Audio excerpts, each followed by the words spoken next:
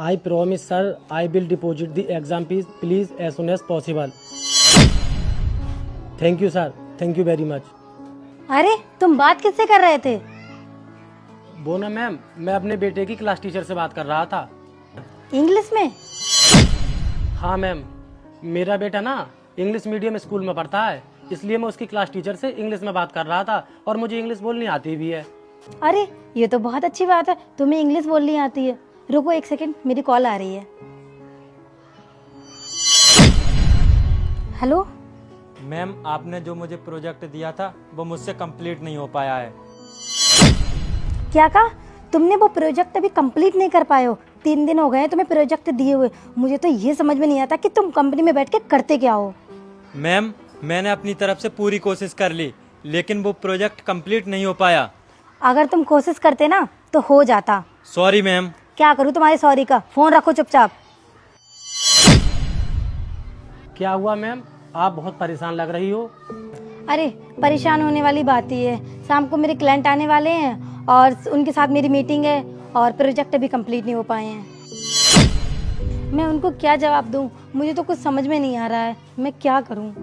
अरे मैम साहब, कौन से प्रोजेक्ट की बात कर रही हो आप? क्या मैं उस प्रोजेक्ट को देख सकता हूँ? अरे तुम देखकर क्या करोगे? तुम उसके बारे में जानते ही क्या हो? आप मुझे एक बार दिखाइए तो सही, हो सकता है मैं आपकी हेल्प कर सकूं।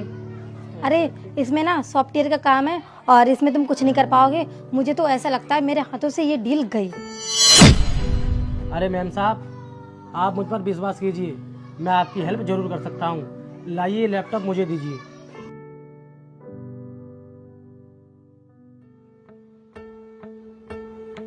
मैम इसका पासवर्ड क्या है?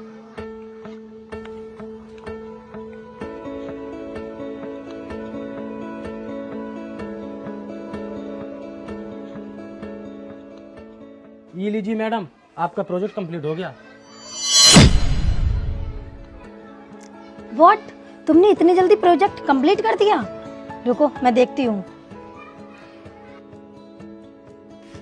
अरे हाँ यार, तुमने तो सच में बहुत जल्दी कंप्लीट कर दिया इस प्रोजेक्ट को। लेकिन कैसे किया तुमने ये सब?